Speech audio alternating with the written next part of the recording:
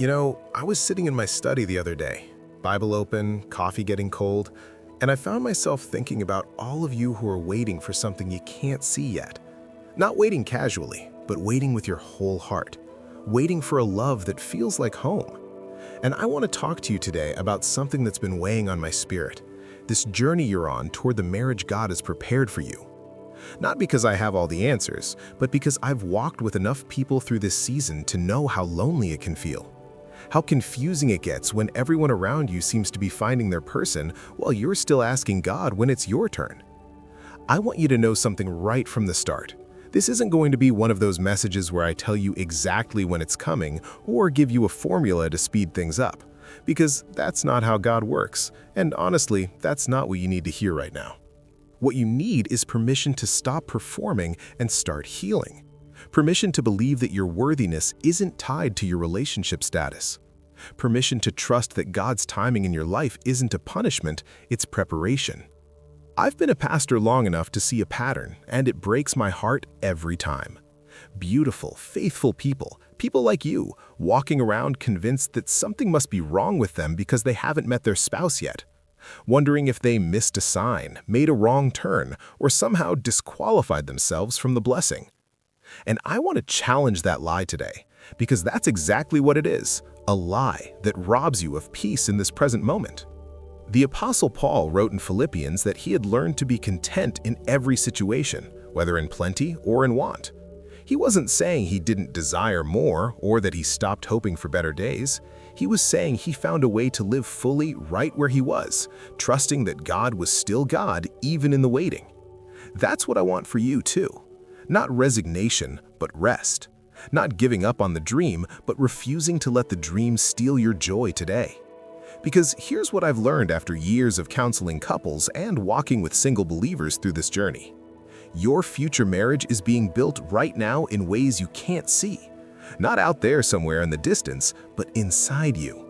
In the way you're learning to love yourself well. In the boundaries you're finally setting with people who don't value you. In the healing you're allowing God to do in the broken places you've been hiding.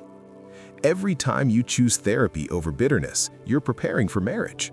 Every time you work through your family baggage instead of pretending it doesn't exist, you're preparing for marriage.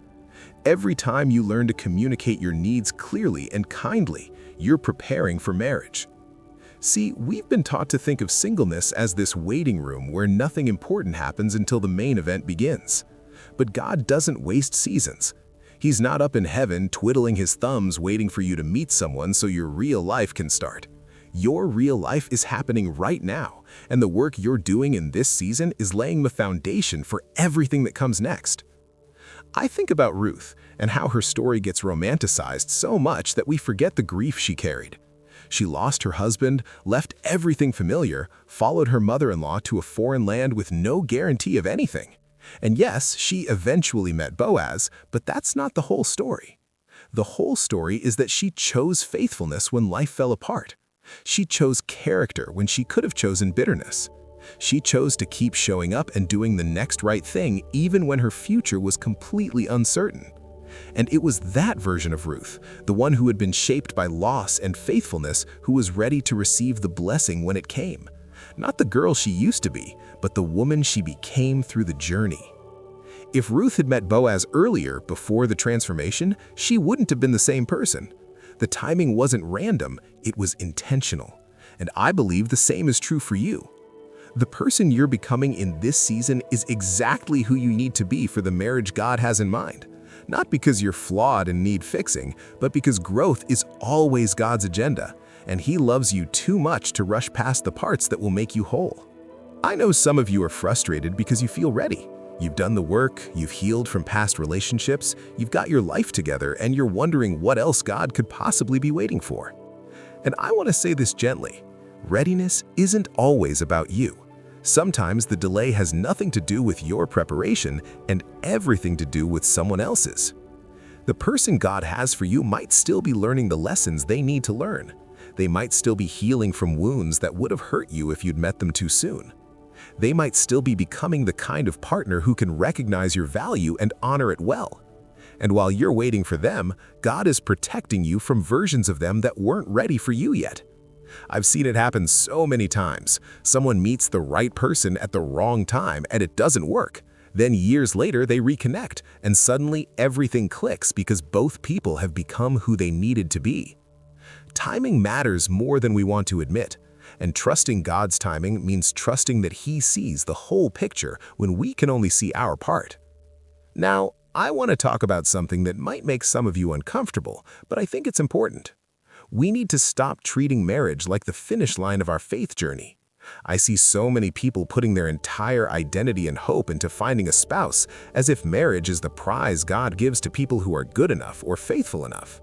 And that's just not biblical. Marriage is beautiful, yes, but it's not the point of your existence. The point is knowing God, becoming more like Christ, and living out the purpose He's placed inside you. If marriage becomes an idol, if it's the thing you think about more than God, pray about more than anything else, base your worth on, then even when you get it, it won't satisfy you the way you think it will. Because no person can be your savior. No relationship can fill the void that only God can fill. And if you're not whole on your own, you won't be whole in a partnership. You'll just be two broken people trying to complete each other. And that's a recipe for disappointment. Jesus said in Matthew to seek first the kingdom of God and His righteousness, and all these things will be added to you.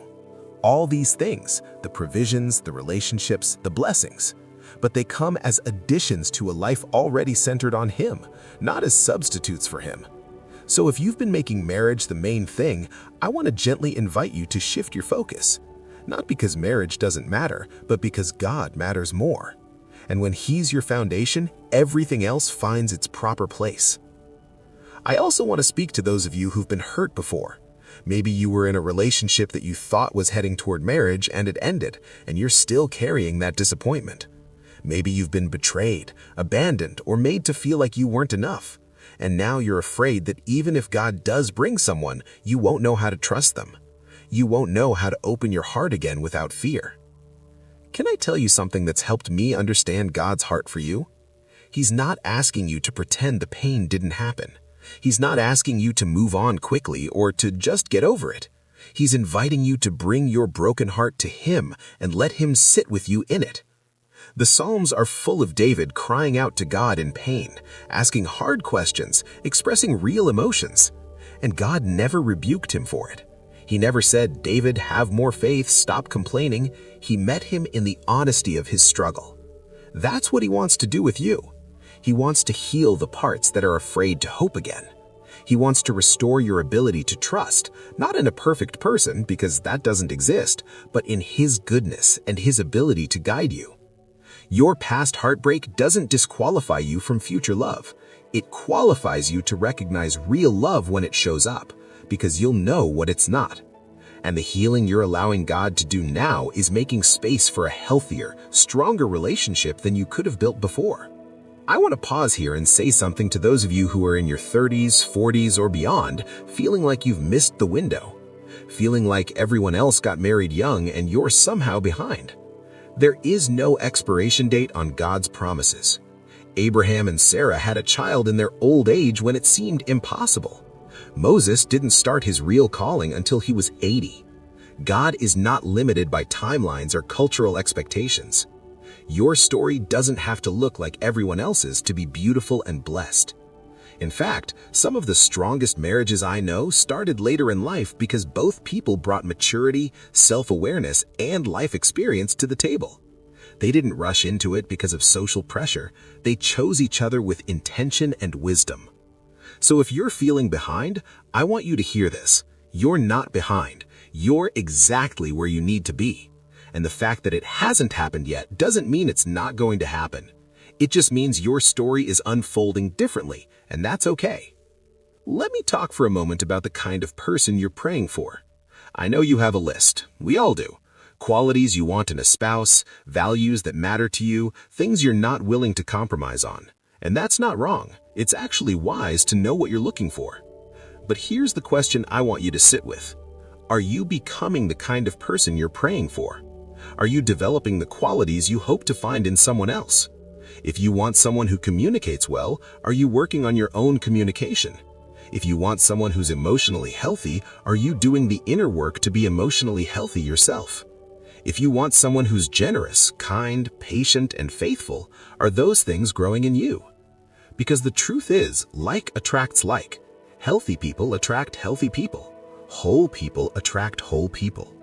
And if you're sitting around waiting for someone to complete you, you're going to attract someone who's also looking to be completed, and that's not a strong foundation. But if you're becoming the best version of yourself, not to earn love, but because you're committed to growth, you're going to attract someone who's on the same journey.